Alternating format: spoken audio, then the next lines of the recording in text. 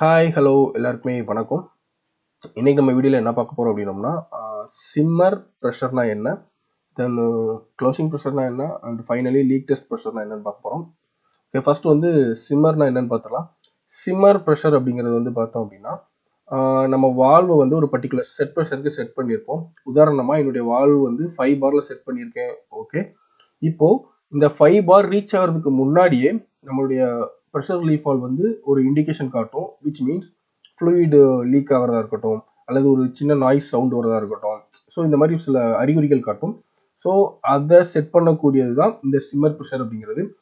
As per chart வந்து நம்ம simmer pressure எந்த பெர்சன்டேஜில் நம்ம செட் பண்ணலாம் அப்படின்னா, I open the chart. So simmer pressure வந்து பார்த்தோம் அப்படின்னா 90, விச் மீன்ஸ் 98லேருந்து 99 100 கீழே, 98 above the 98 பட் 100% கீழே.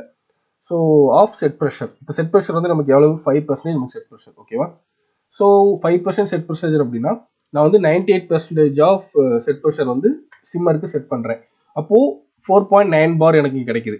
You can see here 4.9 bar pressure என்னோட வெசல் ரீச் ஆகும்போது சிம்மர் ஸ்டார்ட் ஆக ஆரம்பிச்சிடும். ஓகே, நெக்ஸ்ட் வந்து க்ளோசிங் ப்ரெஷர்னா என்னன்னு பார்க்க போகிறோம்.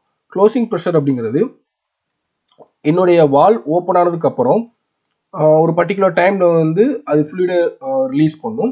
So after the releasing fluid, அதாவது அந்த ப்ரெஷர் வந்து பில்டப் ஆன ஓவர் ப்ரெஷர் வந்து ரிலீஸ் பண்ணதுக்கு அப்புறம் என்னோட வால் அகைன் க்ளோசிங் கண்டிஷனுக்கு வரணும்.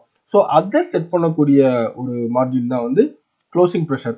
இதோடைய பெர்சன்டேஜ் லெவல் எவ்வளோ இருக்கணும் அப்படின்னா, அதாவது நம்மளுடைய வால் சரி சிம்மர் ப்ரெஷர் இருக்குல்ல, அதுலேருந்து பார்த்தோம்னா 1 2 3 4 5 6 7 8.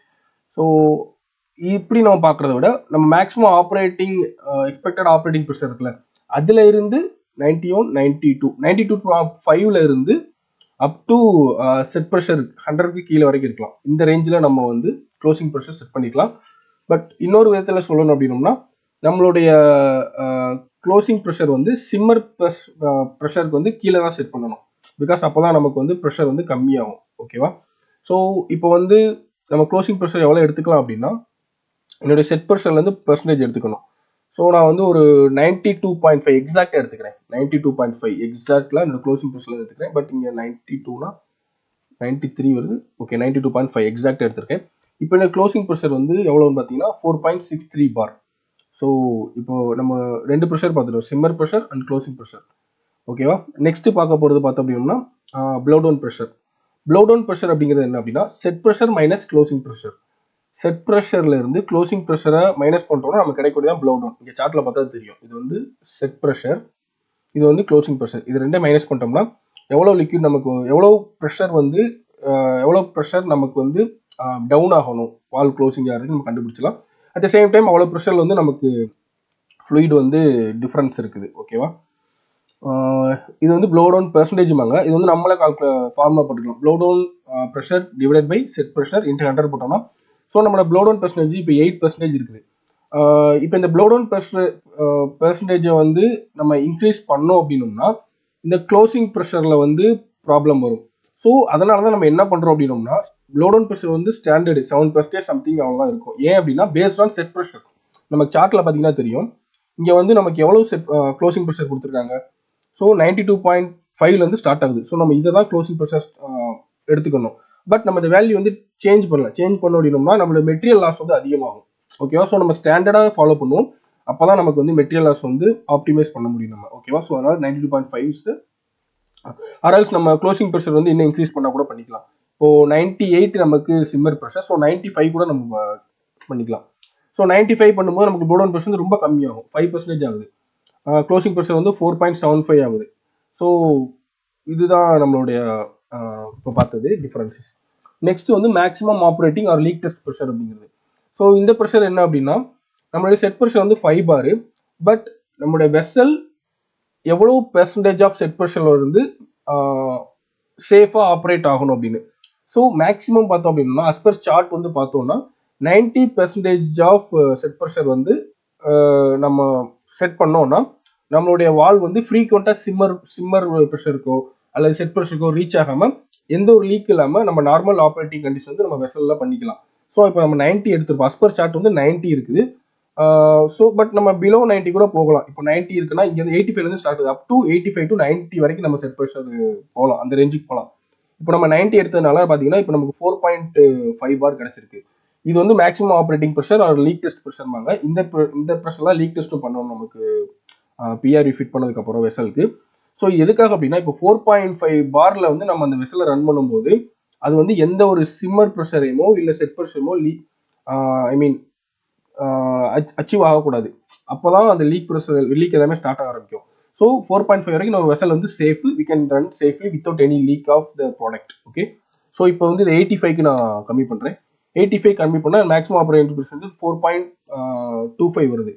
ஸோ இதை கூட நம்ம செட் பண்ணிக்கலாம். இதை செட் பண்ணோமா 4.25 வரைக்கும் நமக்கு எந்த ஒரு லீக்கும் இல்லாமல் வந்து இது நம்ம ரன் பண்ணிக்கலாம்.